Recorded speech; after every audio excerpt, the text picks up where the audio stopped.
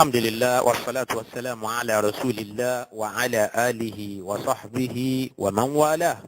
nínú ọ̀rọ̀ tí ẹ gbọ́ kọjá mo lérò pé ó ti hàn sí wa wípé Ghulam Ahmad kì í ṣe nǹkan kan bí òun ṣe ìránṣẹ́ èṣù ẹni tí ó wá kó ìṣìnà bá alùmọ̀ Ànábì Muhammad sallallahu alayhi wa sallam abẹ́lẹ́ ọba àlekíọ́lá kí ó pín nípa kí ó sì gba agbára lọ́wọ́ àwọn ọmọlẹ́yìn ẹ̀ kó wá ṣètọ́sọ́nà fún gbogbo ẹni tó ti ṣìnà kó má jẹ́ kí èmi àti ká ṣìnà láíláí kó ṣàlékún ìmọ̀nà wa. a ti rí nínú àwọn ọ̀rọ̀ tá a ti gbọ́ sẹ́yìn bí ó ṣe fojú hàn gbangba wípé ìmọ̀ sọ wípé ìjà ànábì ò parí sórí Muhammad sallallahu alayhi wa sallam àbí pé ànábì míì tún lè wà lẹ́yìn Muhammad sallallahu alayhi wa sallam a rí wípé èyí tí ìjọ Ahmadiyya ń sọ àti rírú method àti system tí wọ́n fi sọ ẹ má jẹ́ kán dàrú wọn lójú o ká sì máa kí la fi fèsì irú àwọn ọ̀rọ̀ yẹn jọ tó má ti gbé wa. tó bá sọ fún wa pé Ghulam Ahmad ò pé rẹ̀ lánàbí ọlọ́run àbí kẹ́ kò pé rẹ̀ lánàbí ọlọ́run tó wà independent irọ́ ni. mo ti sọ àwọn díẹ̀ fún wa nínú àwọn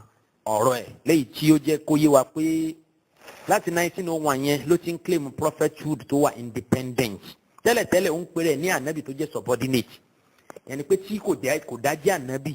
nàbí yunzili ó ń jẹ́ ànábì lábẹ́ ẹni tó ṣíwájú ẹ̀yẹn Muhammad sallallahu alayhi wa sallam. ṣùgbọ́n gbà tó padà yá ó padà claim wípé òun ti di independent prophet pé òun jẹ́ ànábì o pẹ̀lú ìtumọ̀ tí ìjẹ́ ànábì àwọn tó ṣíwájú náà àwọn ànábì ọlọ́run jẹ́ ọlọ́run rẹ̀ nìkan kó fi ṣe subordinate fún kan náà àwọn ànábì ọlọ́run kálukú wọn ló dá wà yorùbá ní tilé oge tó ge jẹ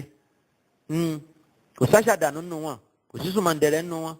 gbogbo wọn lẹni ọlọ́run gbogbo wọn ni wọ́n sì tó jẹ́ wọ́n tó ṣẹ́ ọlọ́run ọba jẹ́ ọlọ́run ní Allahu a'lamu haythu yaj'alu risalata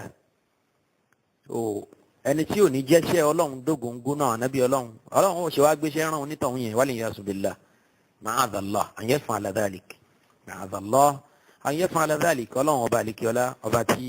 kò ní ṣerú ẹ̀ ni torí pé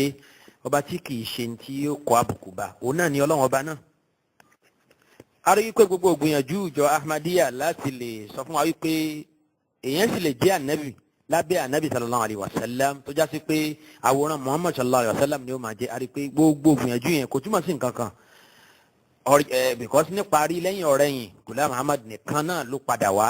ní Muhammad padà gbé àwòrán ẹ̀ wáyé kò gbé àwòrán ẹlòmíì wá. gẹ́gẹ́ bí ó ṣe claim nínú àwọn tírà oríṣiríṣi tá a ti kà bíi Tuhfatu al-Ghurlawiyya 205 page 205 bákan náà al-Khutbatu al-Ilhamiyya page 78 tírà Nuzul al-Masih page 2 and 3 tírà Haqiqatul Wahyi page 426 tírà al-Istiftah page 21 ìwé Tuhfatu al-Muluk tí ọmọ Ghulam Ahmad page 45 yẹn a present to kings page 45 tírà Baqatun min Bustan al-Mahdi page 88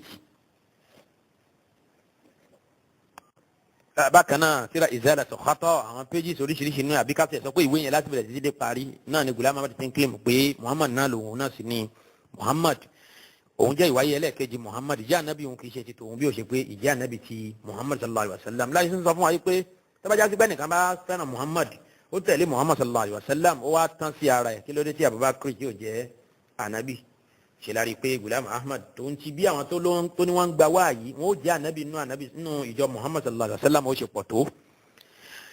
lẹ́yìn ọ̀rẹ́yìn apàdà rí pé padà ń sọ fún wa pé gbogbo wọn ò má ti pọ̀ tó òun lòun tóbi jù nínú wọn òun nìkan lòun sì lẹ́tọ̀ọ́ sí orúkọ ànábìyù nínú gbogbo wọn yẹn ni pé kò sí ànábì lẹ́yìn Muhammad sallallahu alayhi wa sallam illa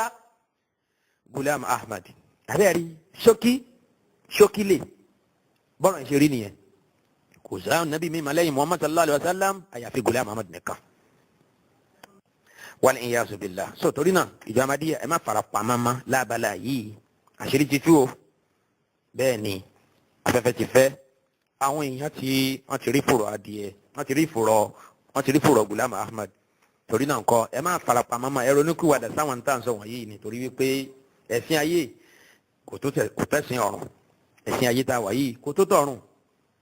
bí yẹn bá yẹ̀yẹ́ láyé kò tó yẹ̀yẹ́ ọjọ́ àlùkìyàmà ọlọ́mọṣẹ́ wa lẹ́ni yẹ̀yẹ́ ẹ ronúkúwàdà sí ní tà ń sọ yìí ṣẹ́rí pé ìgbàgbọ́ yín nísìnyí kò bá tẹnìkan kan lọ́nà gbogbo mùsùlùmí ṣe ló yà lọ́tọ̀ gédé irú ìgbàgbọ́ tó wá rí báyìí ń bo ní wa ẹni tó ní lọ tó bá dijọ́ gbédìde ẹ̀rẹ́ ká tẹ̀síwájú jàre ẹ̀ máa yà mí nínú ẹ̀sìn Islam. gẹ́gẹ́ bí a ṣe mọ̀ Ghulam Ahmad nínú àwọn àròrí ẹ̀ òun náà ni wípé torí pé òun tẹ̀lé Muhammad sallallahu alayhi wa sallam òun sì tán sáré òun nífẹ̀ẹ́ púpọ̀ òun náà ni ọlọ́run ṣe ṣèwọ́n ní ànábì ọlọ́run. ó sọ ọ̀rọ̀ kan tó tako rú ẹ̀ gẹ́gẹ́ bí ó ṣe wà nínú tírà ẹ̀ tí ó pè ní Hakikatul Wahyi ráwọ̀ page 88 ìwé at-Tazkira page 699 ó ń sọ ń bẹ̀ yìí pé ó ní wàmá anna bani Isra'ila kana fihim anbiya'u kathiruna illa anna nubuwwatahum lam takun natijata ittiba'ihim li Musa alayhi salam. ó ní tòun tí wọ́n já sí pé àwọn ọmọ Israẹli àwọn ànábì tọ́lọ̀ mú jáde nínú wọn pọ̀ ṣùgbọ́n ìjà ànábì wọn ọlọ́run ò ṣe wọ́n lánàbì nítorí pé wọ́n tẹ̀lé ànábì Musa alayhi salatu wassalam. ìbéèrè wa ni pé kí ló wá dé tí Gùlámù nídìí láti di ànábì ní dandan nítorí pé tẹ̀lé ànábì sallallahu alayhi wa sallam. báwo ló ṣe tẹ̀lé ànábì tó tí Abubakar ò tẹ̀lé ṣé àti ẹ̀ gbọ́dọ̀ gbéra wọn sẹ́gbẹ̀ẹ́ ara wọn ni. afanaj'alul muslimina kal mujrimin ma lakum kayfa tahkumun. nínú ọ̀rọ̀ ẹ̀ tí mo kà yẹn ohun tó túmọ̀ sí náà ni pé ìjà ànábì ọlọ́run ó jogún ẹ̀ fáwọn ànábì yẹn lọ́tọ̀ọ̀tọ̀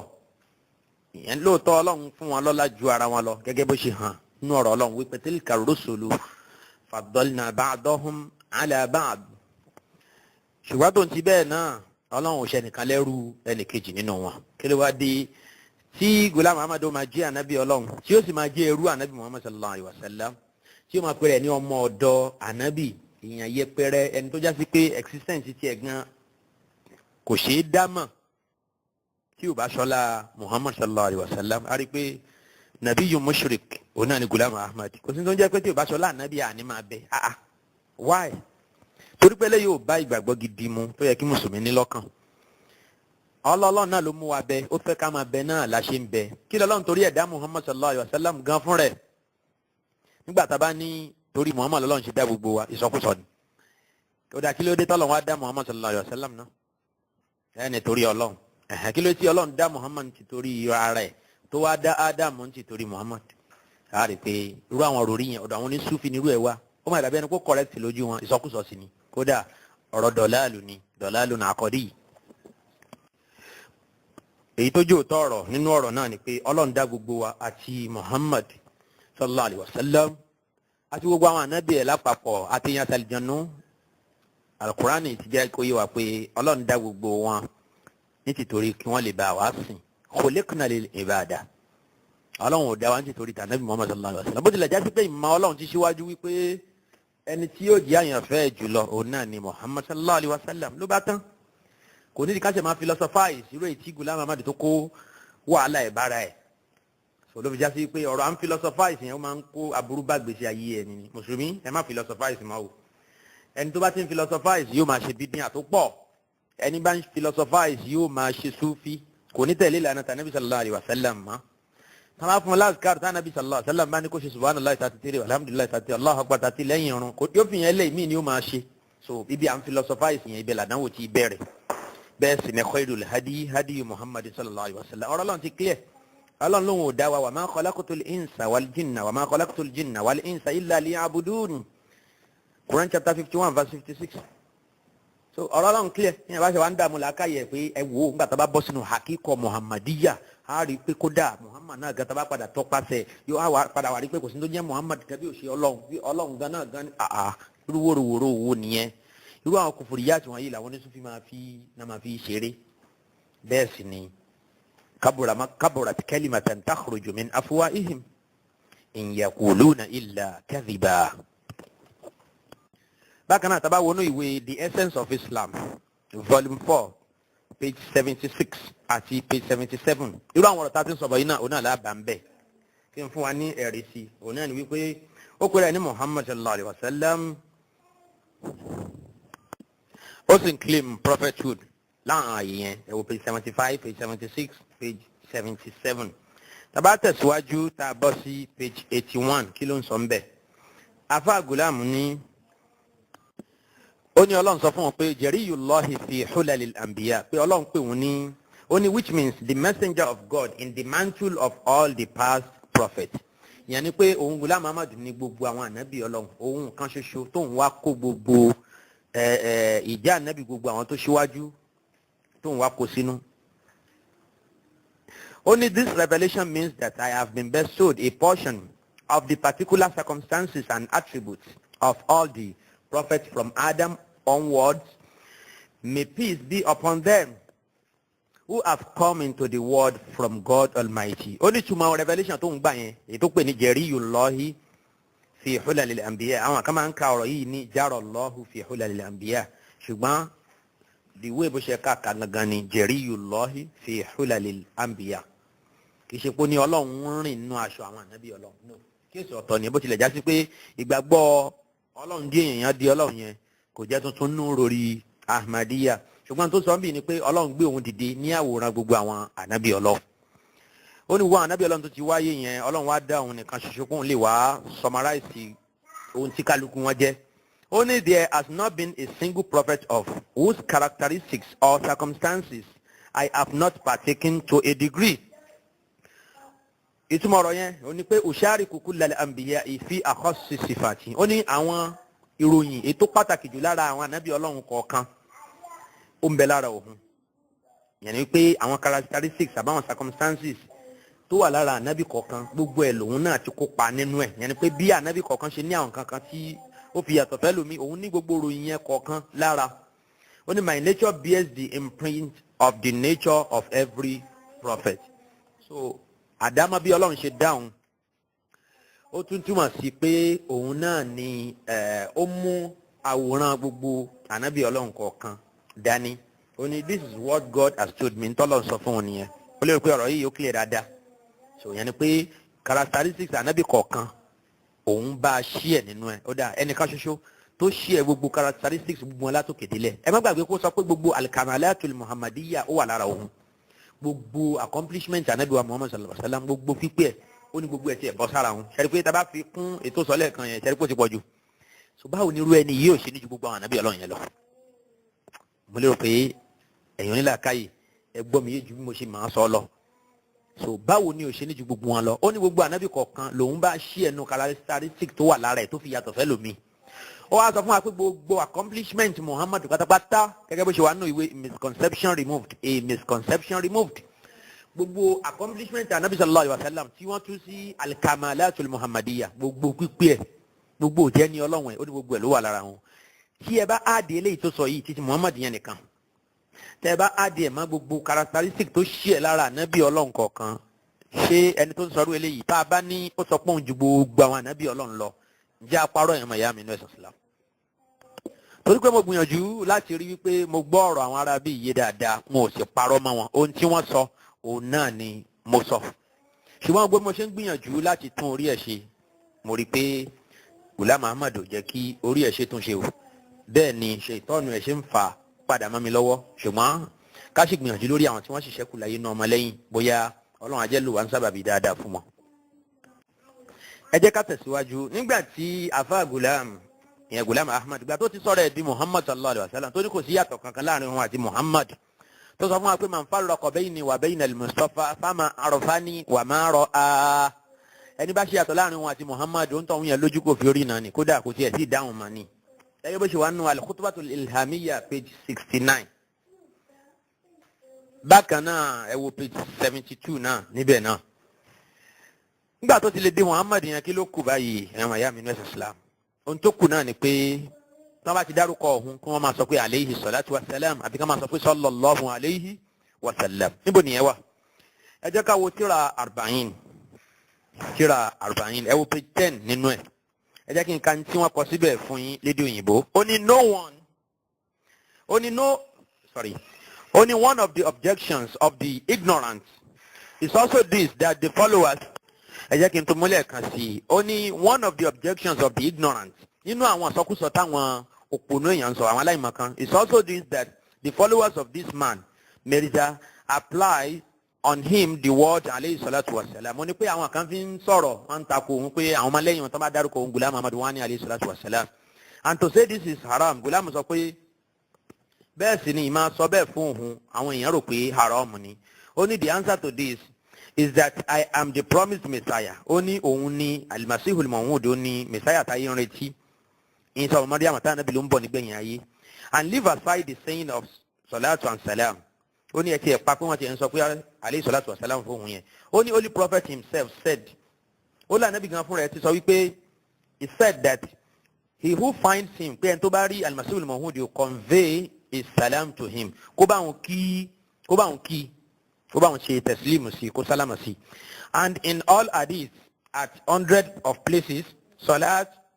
and salam is mentioned for the promised Messiah.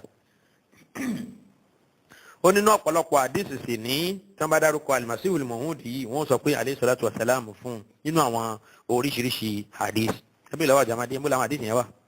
Níbo náà ti dákọ̀ al-Masihul Maw'ud tí wọ́n ní alayhi salatu wa salam fún. Táwa bá sọ bẹ́ẹ̀ àníṣe aláìsọ bẹ́ẹ̀ torí pé sọmọ Maryam lágbà lérò òun sì láyé ní tí Ànábì sallallahu alaihi wasallam sọ fún apó ń bọ̀ nígbẹ̀yìn ayé torí pé Ọlọ́run ò tí ì pa.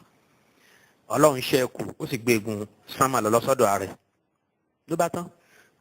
Gùlámù nísìnyí ó ń yí ẹ̀rí bó ṣe ń yí náà sùn àwọn àdéhùn tó sọ nípa Ìsá ibi tá a sọ pé alayhi salam fún Ànábì Ìsá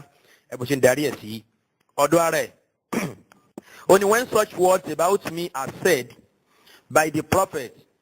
ó nígbà tó jásí pé Ànábì sallallahu alaihi wasallam ó ti sọ orú ọ̀rọ̀ yẹn nípa òun pé Ànábì gan ṣàṣàlátù fún Ghulam Ahmad ẹ̀rí ọ̀pàdélẹ́rìn. Ó ní sọ̀hábà has said, àwọn sọ̀hábà gan fúnra wọn àwọn náà ṣàṣàlátù fún Ghulam Ahmad. Ó ní rather God has said, kódà Ọlọ́run gan tún ṣàṣàlátù fún Ghulam Ahmad. Ó ní then how can it be haram for my jama'at to say such words for me? Báwo ló ṣe wá jẹ́ haram fún àwọn jama'a wọn láti máa sọ pé alayhi salatu wa salam nígbà tí wọ́n bá dárúkọ Ànábì Ghulam Ahmad? Èyí tí ò pamọ́ òun náà ni pé gbogbo tíra Ghulam Ahmad tẹ́ bá rí tán bá kọ pẹ̀lú èdè Lárúbáwá ó ṣe tán bá kọ pẹ̀lú èdè òyìnbó gan náà wọ́n á sọ síbẹ̀ pé alayhi salam. Tán bá dárúkọ tíra yẹn tán ẹ̀rí tí wọ́n kọ síbẹ̀ pé alayhi assalam. Lóòótọ́ gbólóhùn yìí àdúrà ni kò sí ní tó burú bẹ̀ ká sọ fún yàn, ṣùgbọ́n gbà míì kò dáa kéèyàn tẹ̀lé ọ̀nà àwọn tí kì í ṣe mùsùlùmí kátọ́dọ̀ kí àti gẹ̀yí àwọn ànábì Ọlọ́run nìkan ló wà fún exclusively. Àwọn ṣíyàn alamọ̀ tí wọ́n máa ń lo gbólóhùn alayhi salam fún àwọn àfa wọn àbí àwọn alul bayti bíi irú Àlí àti bẹ́ẹ̀ bẹ́ẹ̀ lọ. So ibẹ̀ làwọn ti bẹ̀rẹ̀ sí ní mú ìyàtọ̀ títí wọn jáde láti bẹ̀rẹ̀ sí ní fi àwọn ọ̀nà tán gbà yàtọ̀ fáwọn mùsùlùmí yòókù hàn. So ìjọ Ahmadiyya àwọn náà fi ìyàtọ̀ tí wọn náà hàn torí pé àdúrà tí mùsùlùmí máa ń ṣe fáwọn tó bá jẹ́ sàábé oní radiyallahu anhu tán bá dárúkọ ẹni tí kì í ṣe sàábé á ní rahimahullahu ta'ala tó ń tí wọ́n yá sí pé alayhi salam àdúrà náà lòun náà, ṣùgbọ́n ó dáa ká fi ọ̀wọ̀ fún ẹni tó bá ní ọ̀wọ̀ abẹ́ni tọ́wọ̀ bá tọ́ sí wal fadlu lil mutafaddili. Eléyìí ló fà tó jẹ́ pé ńgbà tí ìjọ Ahmadiyya tí wọ́n bá dárúkọ Ghulam Ahmad tó máa ṣàṣàlátù fún Ànábì wa sallallahu alaihi wasallam tán wọn ó tún ṣàṣàlátù sí Ghulam Ahmad náà lọ́tọ̀ despite the fact kó claim pé òun náà ni Muhammadu. Kò yẹ kí wọ́n tún dá títí ẹ̀ yọ lọ́tọ̀ mọ́ kọ́ṣẹ̀ tó máa sọ̀rọ̀ tọrọ ẹ̀kẹ́ àti ìgẹ̀ fún òun náà. Lápèjúwe náà ìwé Hayatu Nurin page 353 ó wà ń bẹ̀ pé ẹ̀rí tán kọ pé bismillahir rahmanir rahim nahmaduhu wa nusalli ala rasulihil karim. Ó tún tẹ̀síwájú ní alhamdulillahi rabbil alamin wa salatu wa salamu ala khatamin nabiyyin muhammadil mustafa wa ala al-masihil maw'udi khatamil awliya. Ìkẹyìn tẹ́rí tí mo kà yẹn Ghulam Ahmad wọn bá wí ń bẹ̀ pé Ọlọ́run ọpẹ́ fọ́lọ́run atọrọ ìkẹ́ àti ìgẹ̀ fún Ànábì Muhammad atún tọrọ ìkẹ́ àti ìgẹ̀ náà fún al-masihil maw'ud. Ẹ̀rí ìjọ tó ń ṣerú eléyìí ṣèjọ mùsùlùmí nìyẹn. Àwa mùsùlùmí tá a bá tọrọ ìkẹ́ àti ìgẹ̀ fún Ànábì sallallahu alaihi wasallam á bèrè ìyọ́nú Ọlọ́run ọba fún àwọn sàhábà ìpínkọ́ Ọlọ́run kó bá wa kẹ́ wọn kó bá wa yọ́nú sí wọn. A kì í dá èèyàn kan ìyà lọ́tọ̀ nínú àwọn tí wọ́n kì í ṣe sàábé láti máa béèrè ìtànpé ní àrẹ̀dùwánù fún bí ó ṣe pé àwọn tí wọ́n lẹ́tọ̀ọ́ sí ni àwọn mùsùlùmí ìṣíwájú tí wọ́n fojú wí náà ọ̀pọ̀lọpọ̀ ìṣòro kí ìsìláàmù tó débi tí ó délé ní kọ́lọ́n kó ṣàlékún àánú ẹ̀ fún wọn. Ọ̀rọ̀ kan máa ṣàṣàlátù fún Ghulam tí mo kà lẹ́ẹ̀kan nù ìwé tí mo pè ní arba'in mo kà lédè òyìnbó nìyẹn ìyẹn translation jẹ́ kí n kà ní èdè Lárúbáwá nínú tírà arba'in ní page 10 ó sọ ń bẹ̀ wípé ó ní amma idha kanat aqwali tushbihu kalam al-anbiya'i fa inna alladhi yukadhibuni la yakhafu Allah subhanahu wa ta'ala. Ó ní tí ọ̀rọ̀ ohun Ghulam Ahmad tó bá jọ ọ̀rọ̀ àwọn ànábì Ọlọ́run tí yẹn bá ka àwọn ọ̀rọ̀ tí yẹn máa rí pé ọ̀rọ̀ tó ń jáde lẹ́nu ẹni yìí ọ̀rọ̀ àwọn ànábì Ọlọ́run ni ó ní ẹni bá wá pé òun rọ́ lẹ́yìn ìgbà yẹn irú ẹni bẹ́ẹ̀ náà kò níbẹ̀rù ó ní irú ẹni náà kò níbẹ̀rù Allah subhanahu wa ta'ala àbẹ́ máa gbọ́rọ̀ tí ọ̀rọ̀ ẹnu mi tó bá jọ táwọn ànábì Ọlọ́run kẹ́ ẹ lè mọ̀ pé ànábì Ọlọ́run ni mí nìyẹn ṣé ó ti tán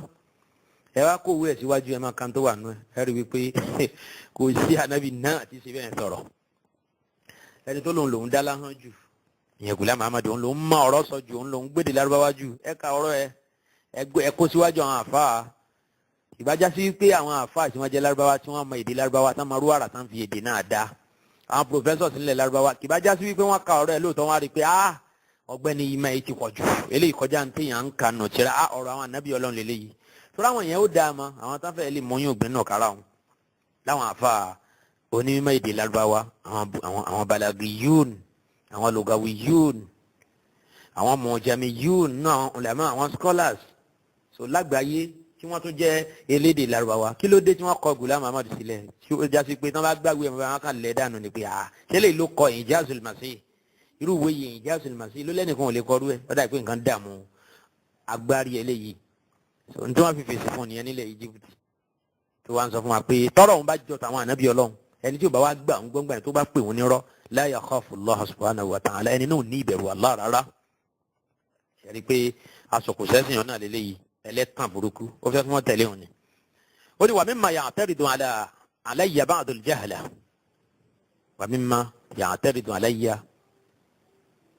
ba'du al-jahla ẹ̀rí bàrà náà ó ṣe jákujàku ó ní inú àtàwọn ẹ̀jẹ̀ kan yà kà mo ti sọ tún mi ẹlẹ́ẹ̀kan wa mimma ya'taridu alayya ba'du al-jahla anna jama'ati تقول عليه الصلاة والسلام في حقي وهو حرام وأرد عليه بقولي إنني أنا المسيح الموعود ففضلا عن أن يسلم على الآخرون أن يسلم علي الآخرون قد أوصى النبي صلى الله عليه وسلم نفسه أمته أن تقرأ على المسيح الموعود السلام منه صلى الله عليه وسلم حين تجده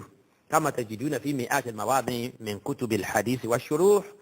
كلمة الصلاة والسلام بحق المسيح الموعود فإذا كان النبي صلى الله عليه وسلم وصحابته استخدموا هذه الكلمة بحق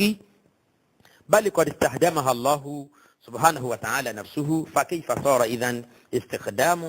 صار إذن استخدام جماعة هذه الكلمة بحق حراما وليس ذلك فحسب بل قد ورد في القرآن الكريم بحق المؤمنين كلمة الصلاة والسلام ní ṣókí kákíyàn káṣàdúrà fún yàn pé kí sọ̀láàtù Ọlọ́run máa bá kí sàlámù Ọlọ́run kó máa bá kó sì tó burú ń bẹ̀ ṣùgbọ́n èyí tó hàn sí wa òun náà ni wípé àwọn ànábì Ọlọ́run ni wọ́n ń lo gbólóhùn náà fún wa sí kí í dá yàtọ̀ fáwọn èèyàn kan ẹ máa wo Ghulam tó sọ fún wa wípé gbólóhùn àsọ̀láàtù àti sàlámù Ọlọ́run ló nú Al-Qur'ani fún àwọn tí kìí ṣe àwọn ànábì Ọlọ́run Ọlọ́run ló fún àwọn mùmínì àwọn tí wọ́n jẹ́ olùtẹ̀lé àwọn ànábì Ọlọ́run so torí náà nǹkan kò jẹ́ bẹ́bẹ́ kí wọ́n lo gbólóhùn alayhi salatu wa salam fún òun ẹ kíyèsí àwọn ọmọlẹ́yìn yẹn tí wọ́n bá dárúkọ Ghulam Ahmad wọn ní alayhi salam àbí kí alayhi salatu wa salam ṣùgbọ́n tí wọ́n bá dárúkọ àwọn khulafa wẹ̀ kí ni wọ́n sọ wọn ní radiyallahu anhu ṣẹ̀rí wípé nígbà wọ́n jẹ́ pé ó ti pèlè ní Muhammad sallallahu alayhi wa sallam wọ́n ṣe alayhi salatu wa salam fún un tí wọ́n bá dárúkọ sàábì ẹ̀ wọ́n ṣe radiyallahu anhu wọ́n ṣe fún un tí wọ́n bá tó dárúkọ àwọn tábìyìn bóyá wọn ò ní rahimahullahu ta'ala àbẹ́rẹ́ nǹkan bẹ́yẹn ṣẹ̀rí wípé gẹ́gẹ́ bí wọ́n ṣe to ẹ̀sìn Islam bá ṣe to ìgbàgbọ́ wa nínú ẹ̀sìn Islam bó ti látànà wá títí dé níyẹn bẹ́ẹ̀ náà ni wọ́n ṣe tó tí wọ́n ń pè ní Ahmadiyya Ghulam ní Muhammad waliyasu billah àwọn sàábì àwọn ní al-khulafa ur-rashidun àwọn khulafa wẹ̀ ní al-khulafa ur-rashidun àwọn sàábì àwọn náà ní sàábì anabi sallallahu alayhi wa sallam bẹ́ẹ̀ sì ni àwọn àtibá àwọn ẹ̀ náà wọ́n ń pè wọ́n ní àwọn tábìyìn náà tún bẹ ẹ̀rí wà lábàáyé àwa ní Ahmadiyya kì í ṣe ẹ̀sìn mi àní Islam ni ta ló sọ bẹ́ẹ̀ gan ìsọkúsọ ọ̀rọ̀kọ̀rọ̀ tó ibi tọ́rọ̀ wa kàn báyìí ní sọ náà ni pé ìgbà tí Ghulam Ahmad tó sọ fún wa wípé òun àti Muhammad sallallahu alayhi wa sallam àwọn jọjọra àwọn ohun tó tún kù ńgbà tá a rí pé ó dàbí pé yẹn ò tẹ́ lọ́rùn tó òun náà ni wípé ó tún padà wá sún síwájú a rò pé spiritual status yẹ ó tún padà jẹ́ kó yé wa wípé ó mà tẹ̀ tún wá gbé pẹ́lí ju títí anabi Muhammad sallallahu alayhi wa sallam lọ báwo ló ṣe rí nínú tírà al-khutbatul ilhamiyya page 69 ohun tó sọ ń bẹ̀ òun náà ni wípé Ọlọ́run sọ gbogbo àwọn barakati ẹ̀ tó wà lára anabi muhammad sallallahu alayhi wa sallam ọlọ́run sọ kalẹ̀ sí ara òun gulam ahmad ó ní wa anzala Allahu alayya fayda hadha rasul fa atammahu wa akmalahu ọlọ́run sọ sára òun ní pípé láì ṣẹ́kù wa jadhaba ilayya lutfahu wa judahu hatta sara wujudi wujudahu títí tó ń fi di muhammad tí muhammad fi di òun faman dakhala fi jama'ati dakhala fi sahabati sayyidi khayril mursalin ẹni bá jọyìn ìjọ òun gulam ahmad ẹni náà ti jọyìn àwọn sàábì anabi muhammad sallallahu alayhi wa sallam ó tẹ̀síwájú ó ní ìtumọ̀ àyà wa akharina minhum ó nìyẹn gẹ́gẹ́ bí kò ṣe pamọ́ fún gbogbo àwọn tí wọ́n ní ojú inú. wa man farraqa bayni wa bayna al-mustafa fama arafani wa ma ra'a ó ní torí náà ń kọ́ ẹni bá ṣe àtọ̀ láàrin òun gulam ahmad àti anabi muhammad sallallahu alayhi wa sallam irú wọn lójú wọn ò fi rí náà ni. ní page 70 ó ní wa inna zamana ruhaniyati nabiyina alayhi salam qad bada'a min al-alf al-khamis wa kamala ila akhir al-alf as-sadis ó ní ṣe rí spirituality anabi wa muhammad sallallahu alayhi wa sallam ìjẹni ọlọ́run ẹ̀ ó ní ó bẹ̀rẹ̀ èyí tó bẹ̀rẹ̀ ní ẹgbẹ̀rún ọdún karùn-ún gulam ahmad tó bá ti ń sọ fún wa pé ẹgbẹ̀rún ọdún karùn-ún àbí kẹfà àbí keje ní tó ń gbà lérò náà ni pé gẹ́gẹ́ bá a ṣe sọ tẹ́lẹ̀ wípé gbogbo ìṣẹ̀mí ọmọ ẹ̀dá ènìyàn lórílẹ̀ ayé yìí 7,000 years pé náà ni ó jẹ́ 7,000 years pé ìṣẹ̀mí ọmọ ènìyàn lórílẹ̀ kò lè kọjá 7,000 years ó wá calculate ẹ̀ fún ó ní látàsìkò ádámù títí di ìgbẹ̀yìn ayé ó ní 7,000 years ni ó wá ní wọ́n gbé ànábì dìde ní ìbẹ̀rẹ̀ ẹgbẹ̀rún ọdún karùn-ún ó ní rọ̀hánìyà ànábì yẹn spirituality ó sì parí sí ìparí ẹgbẹ̀rún ọdún kẹfà ó ní wa ilayhi ashara fi qawlihi ta'ala ó ní túmọ̀ ọ̀rọ̀ Ọlọ́run tó sọ pé liyuzhirahu ala dini kulli ṣẹ́rí bó ṣe ń tú Kùránì níbẹ̀ tó ó ní wa tafsilul maqami àkótán ọ̀rọ̀ náà anna nabiyana sallallahu alayhi wa sallam qad ja'a ala qadami adama wa anna ruhaniyata adama qad tala'at fil yawmil khamis ẹ̀dá ti gbogbo ọ̀rẹ́dẹ̀ dín yẹn sílẹ̀ àwọn philosophies ẹ̀ tí mo sọ yẹn òun náà ni ẹ máa bá nú àwọn ọ̀rọ̀ yẹn àwọn ọ̀rọ̀ àwọn onísúfì ádámù kí ló ń sọ ń bẹ́ẹ̀ ó ní ádámù tẹ́ ń wù yẹn òun ni ó ní lamma khuliqa ila hadha al-yawm kullu ma kana min ajza'i huwiyyatihi wa haqiqati mahiyyatihi fa inna al-arda bi jami'i makhluqatiha was sama'u bi jami'i masnu'atiha kanat haqiqata huwiyyati adam lẹ́fì máa mọ̀ pé philosophy ni gbogbo àwọn ọ̀rọ̀ lédèédé yẹn àtàwọn ìmísí èṣù ó ní ádámù tẹ́ ń wò yẹn gbogbo tẹ́ ń rí lórílẹ̀ yìí àti ìyàn bẹ àti igi bẹ àti gbogbo ẹ̀ ó ní ilẹ̀ pẹ̀lú gbogbo àwọn ẹ̀dá inú ẹ̀ àti sánmà àti gbogbo àwọn nǹkan tọ́lọ̀ ń kó sínú ẹ̀ àwọn gan ni àkíkọ̀ tí à ń pè ní Adam àkíkọ̀ baba ńlá wa Adam alayhi salatu wa salam kí ni ìkílẹ̀ gbọ́ inú ọ̀rọ̀ yẹn nísìn nítorí gbìyànjú àti sọ́ńbẹ̀ náà ni wípé bíbẹ Adam ló ń gbogbo nǹkan yẹn máa bẹ̀ ṣé téèyàn bá fẹ́ sọ̀rọ̀ ọ̀rọ̀ bẹ́ẹ̀ kò sọ́nà míì bí yóò ṣe mú wa bó ti ẹ̀já sí pé yẹn náà correct náà gan wa yaf'alu Allahu ma yasha ọba tí ó dá wa fa'alun lima yurid náà ni ó ní lẹ́yìn ìgbà tọ́lọ̀ ń ṣe ádámù ní ẹni pípé tán bẹ́ẹ̀ yẹn nísàlẹ̀ péjì yẹn page 70 al-khutbatul ilhamiyya ó ní summa arada Allahu an yuriya hadhihi al-khafaya ala wajhi al-kamal lẹ́yìn náà ọlọ́run tí wọ́n fẹ́ fi àwọn tó pamọ́ nínú hakíkọ̀ ádámù yẹn ọlọ́run tí wọ́n fẹ́ fi hàn àwọn èèyàn fi shakhsin wahidin ní àtàrà ẹlòmíì ọlọ́run tó fẹ́ gbé ẹlòmíì dìde tó jásí pé àátún tàtàrà ẹ̀dá títóbi ádámù yẹn mọ̀ huwa mazharu jami'i hadhihi al-khisal ẹni náà sì ní gbogbo ìròyìn táwọn èèyàn yóò pèsè lára fatajallat ruhaniyatu adam bitajalli al-jamil al-kamil fi sa'ati al-akhirati min al-jumu'ah ani al-yawm alladhi huwa sadisu min as-sittah ó ní wípé ìyẹn ní pé ọlọ́run tó padà wá gbé òun kùlẹ̀ àmọ́ dìde òun wá tún dàbí ádámù títí àkọ́kọ́ ẹ jẹ́ ká tẹ̀síwájú ó ní fakama tala'at ruhaniyatu nabiyyina sallallahu alaihi wa sallam fil halfil khamis bi ijmali sifatiha tó ń tí bóyá jásí pé ìjà ànábì wa muhammad sallallahu alaihi wa sallam ó búyọ ní ẹgbẹ̀rún ọdún karùn-ún pẹ̀lú gbogbo àwọn ìròyìn èyí tí ó pé lẹ́kùnrẹ́rẹ́ wa ma kana dhalika muntaha wa ma kana dhalika zamani muntaha tarkiyatiha ṣùgbọ́n ìjà ànábì muhammad sallallahu alaihi wa sallam ó bẹ̀rẹ̀ ní àsìkò ní tí wọ́n gbé dìde ní mẹ́kà yẹn àsìkò yẹn ní Ghulam Ahmad ń pè ní aliful khamis ó ní àsìkò tí wọ́n gbé muhammad sallallahu alaihi wa sallam dìde yẹn ànábì ò tí ọlọ́run ò dá ní ẹni tí jalala àti spirituality ẹ̀ tó pé lásìkò yẹn bal kanat qadaman ula lima'arij kamalatiya kódà personality Muhammad sallallahu alaihi wasallam bó ṣe wáyé ní gbòòrò Mẹ́kà ńjọ́ kìíní àná ó ní ìpìlẹ̀ ló jẹ́ fún àwọn ibi tó ṣe ń lọ yẹn ni pé a ò tí ì pé níwàá àtàkọ́kọ́ tó wá yẹn ṣe ń gbọ́ mi yé thumma kamalat wa tajallat tilka ruhaniyatu fi akhir al-alf as-sadis lẹ́yìn náà ńgbà tó padà wá yá nígbẹ̀yìn ẹgbẹ̀rún ọdún kẹfà èyí tí ó jẹ́ àsìkò tí Ghulam Muhammad ó ní Muhammad sallallahu alaihi wasallam wá pé ní spirituality ẹ̀ wá pé ìdẹ́dà ìjẹ́ ní ọlọ́run ẹ̀ ó tún wá pé ẹ mọ̀ pé ń gbọ́rọ̀ yíyẹ ní tó ń ṣẹlẹ̀ náà ni pé Ghulam Muhammad a sọ fún wa pé rẹ̀ ní Muhammad sallallahu alaihi wasallam tó tún wáyé níwọ̀ ẹlẹ́ẹ̀kejì ó wá sọ fún wa pé ìwáyé ìtàkọ́kọ́ yẹn kò pé bí ìwáyé ẹ̀kejì yẹn ò fún Ghulam Muhammad torí pé ta ni ó gbà lọ́dọ̀ ọjọ́ Ahmadiyya kan tá máa ní kì í ṣe pé yẹ̀yẹ́ ànábì bíi ẹ̀rá kan tá lérò pé yóò gba ọ̀rọ̀ yẹn lọ́wọ́ wọn torí ọ̀rọ̀ yóò túmọ̀ sí nǹkan kan kọjá wípé ó ń yẹ̀yẹ́ ànábì Muhammad sallallahu alaihi wasallam àwọn ògbà pé ẹnìkan ànábì sallallahu alaihi wasallam ó tún wáyé ẹlẹ́ẹ̀kejì òun ló ní yóò wá kódà ní 1000 times ipò lè wá nígbà 1000 times gẹ́gẹ́ bó ṣe gbé ọ̀rọ̀ yẹn kalẹ̀ nígbà padà yá ó ní wá tòun nìkan yìí náà ni wíwá tóun wá yẹn ó nìkan ni wíwá tí Muhammad sallallahu alaihi wasallam wá ó wá ní ìwá ẹ̀kejì tó wá yìí ó wá pé ó yanjú ju tàkọ́kọ́ lọ dáadáa torí pé ìwà tàkọ́kọ́ tó wá yẹn ó sì ṣẹ̀ṣẹ̀ bẹ̀rẹ̀ ni kò tíì pé ẹ tún padà máa gbọ́ ẹ má jẹ́ kí n ti ọ̀rọ̀ sí Ghulam Muhammad ọmọ Yéṣu yìí ẹ má jẹ́ kí n fọ̀rọ̀ sí lẹ́nu. ó ní àní fi hadha al-hin kama ó ní lásìkò tó ń wà yìí òun ní ruhaniyya Nabi Muhammad sallallahu alaihi wasallam ṣẹ̀ṣẹ̀ wá pé. ثم أني كما خلق آدم كما خلق آدم في آخر اليوم السادس بإذن الله أحسن الخالقين واتخذت روحانية نبينا خير الرسل مظهرا من أمته لتبلغ كمال ظهورها وغلبة نورها. أني النبي محمد صلى الله عليه وسلم أتوا أبيا ورين كان ونو àwọn ọmọlẹ́yìn nínú àwọn àlùmọ́ rẹ̀ nítorí pé kí àdámọ́ bọ́lọ̀ ń ṣe dáa kó tún lè bá wa pé ju tàkọ́kọ́ lọ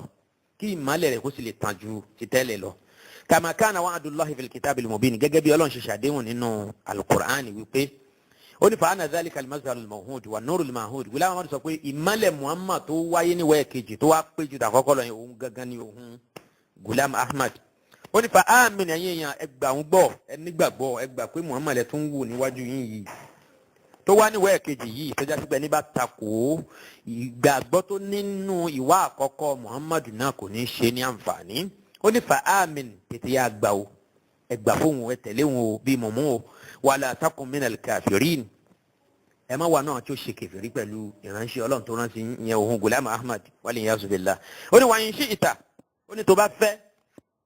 wa in shi'ta tó bá fẹ́ ìwọ tó ń ṣàjàngbìlà faqra qawlahu ta'ala káyà tó sọ wípé هو الذي أرسل رسوله بالهدى ودين الحق ليظهره على الدين كله.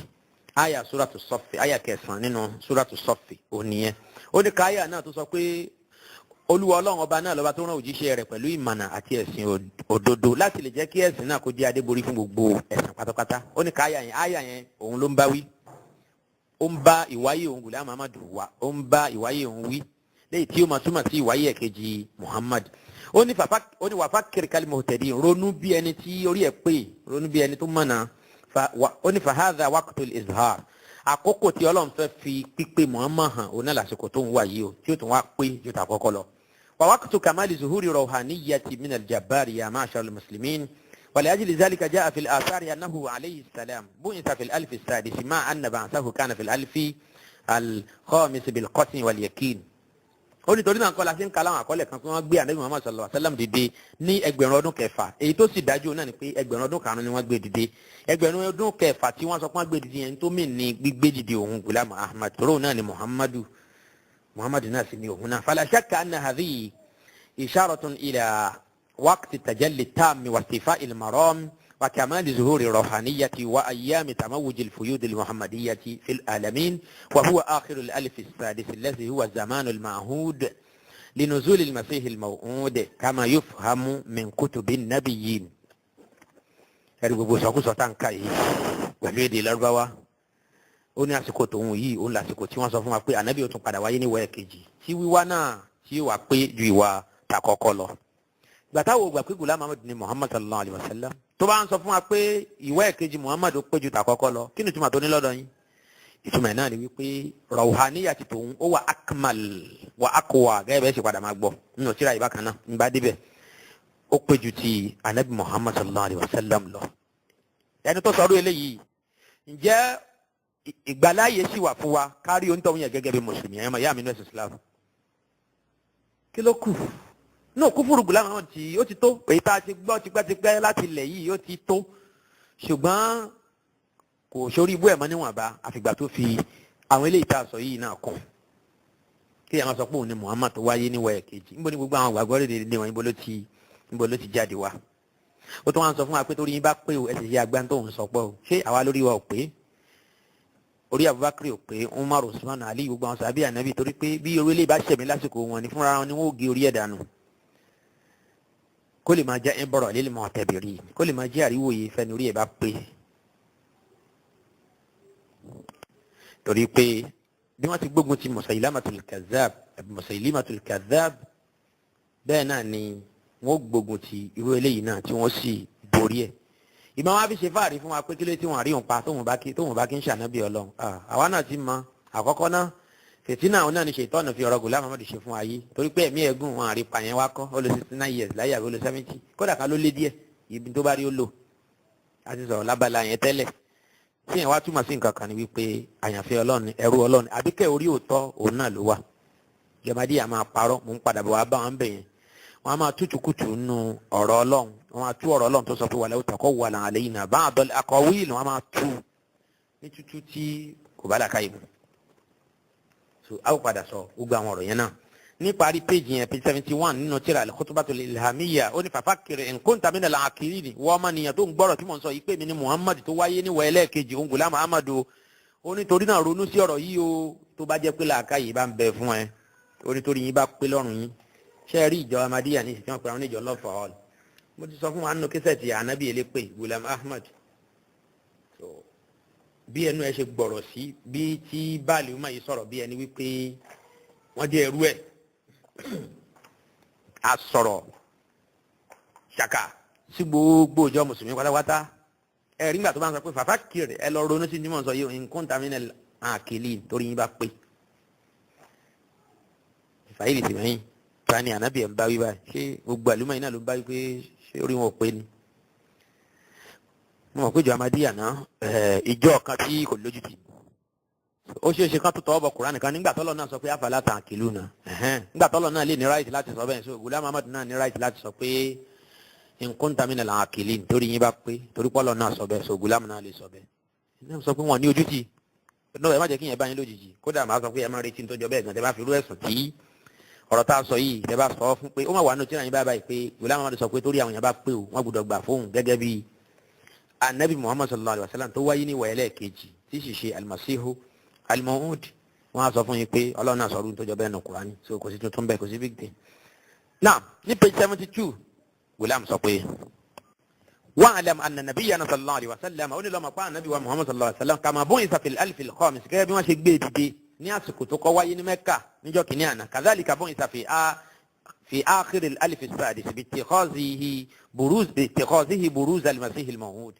bẹ́ẹ̀ ni Ọlọ́run tún rán wá sáyé ní fúngbà kejì pẹ̀lú àwòrán òun Ghulam Ahmad وذلك ثابت بنص القرآن ó ní eléyìí sì ń bẹnu alukurani bẹ́ẹ̀ panyanpanyan nasu eléyìí ní kurani ń bolo wà kẹ́ ó ní fala sabila ila juhud torí náà ń kọ́ kẹ́nìkan má rò pé òun rọ́gbọ́n dá sí ọ̀rọ̀ tóun sọ yìí o òun Ghulam Ahmad ọ̀rọ̀ tóun sọ yìí ẹ má rò pé ẹ lè jiyàn lórí o kẹ́tìtì àgbà ni o kìtì yín má bàjẹ́ wala yunkiruhu illa alladhi kana min al-amin ẹnì kan ò sí ní takò tó ń sọ yìí ikú Ghulam Ahmad ní àwòrán ẹ̀kejì fún Muhammad sallallahu alaihi wasallam ó ní ìwáyé ẹ̀kejì Muhammad ó ní àfẹntójú ẹ̀ bá ti fọ́ pẹ̀lú iṣẹ́ dàbẹ̀ yẹn ala tufakkiruna fi ayati wa akharina minhum ó ní sórí yín ò pé ní iṣẹ́ ìrònú sí àyà tó sọ pé wa akharina minhum pé àwọn míì lẹ́yìn àwọn ẹni rẹ̀ tó ṣíwájú yẹn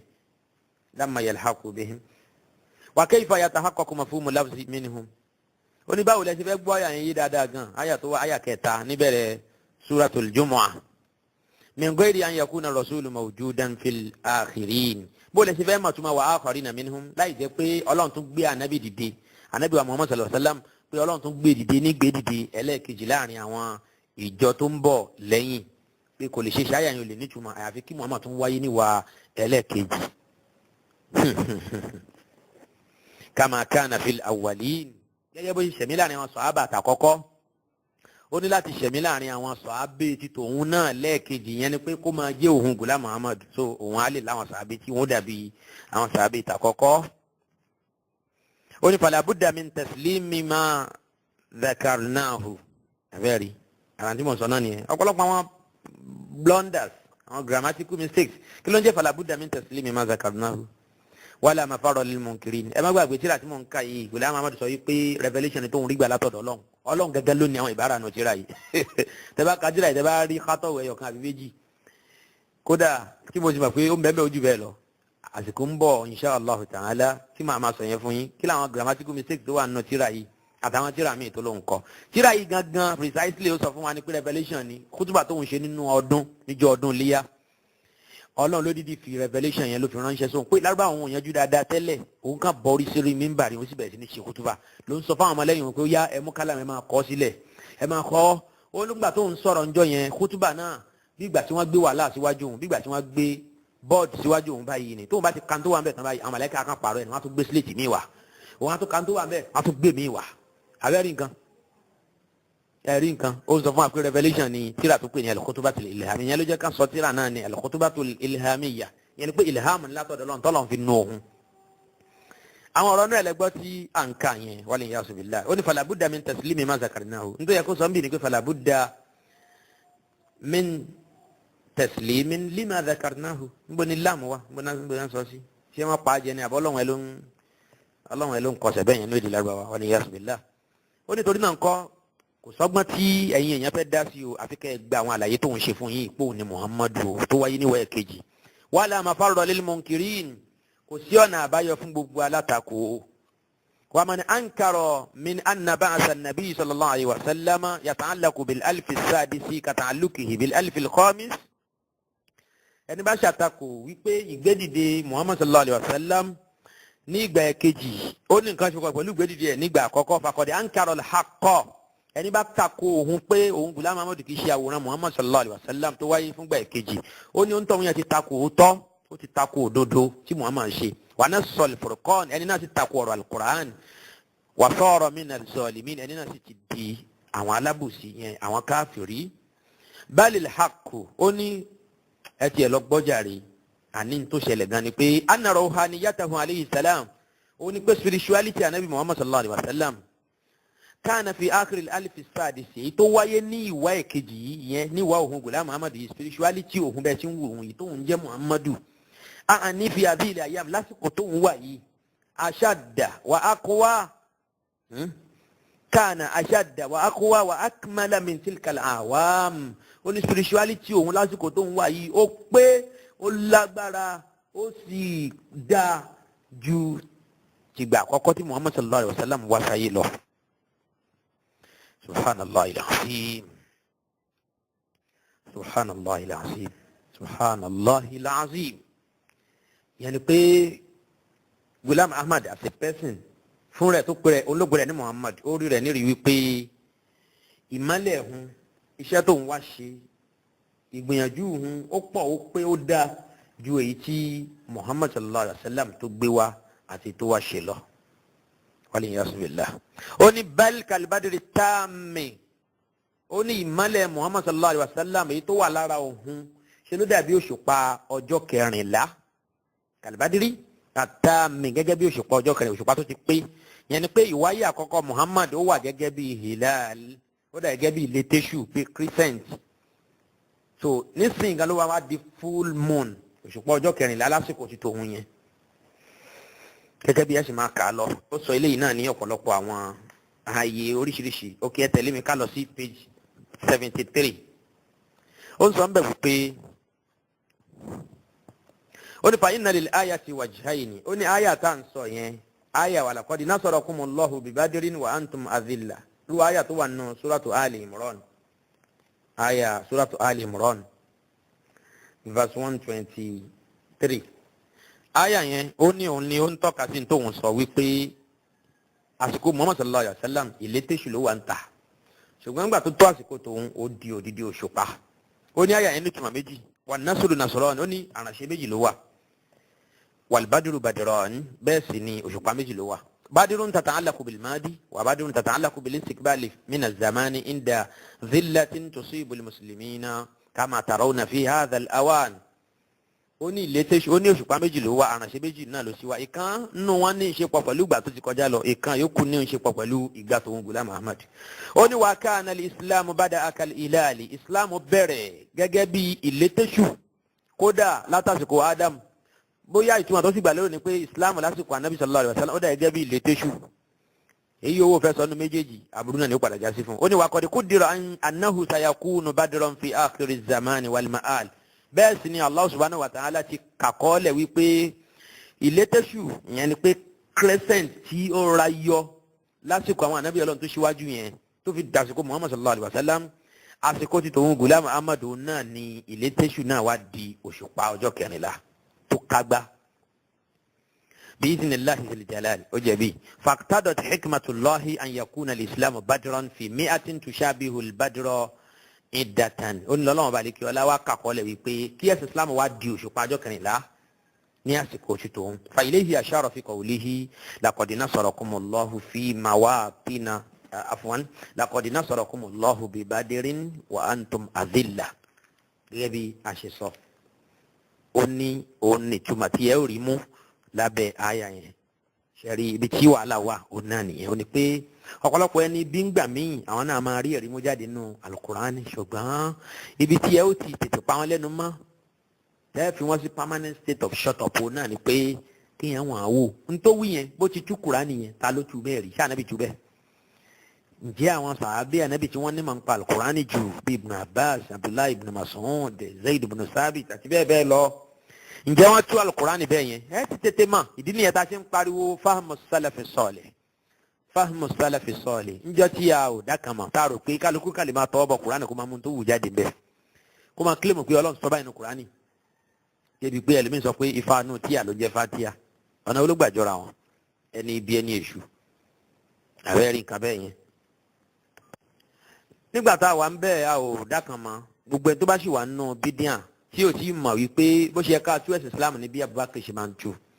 Umar Usman Ali àwọn tí wọ́n gbọ́ ẹ̀sìn yé jù láwọn ìṣẹ̀lẹ̀ tó ṣẹlẹ̀ lásìkò wọn tí ì ṣe pé wọ́n à rírú ẹ̀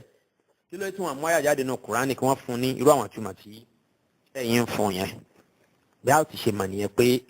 orí ìṣìnà òun lèèyàn wà nígbà tí yẹn bá ti ń tú ọ̀rọ̀ Ọlọ́run tú àdìsí Ànábì sallallahu alaihi wasallam yàtọ̀ fún bí àwọn ẹni ìṣíwájú bí wọ́n ṣe tú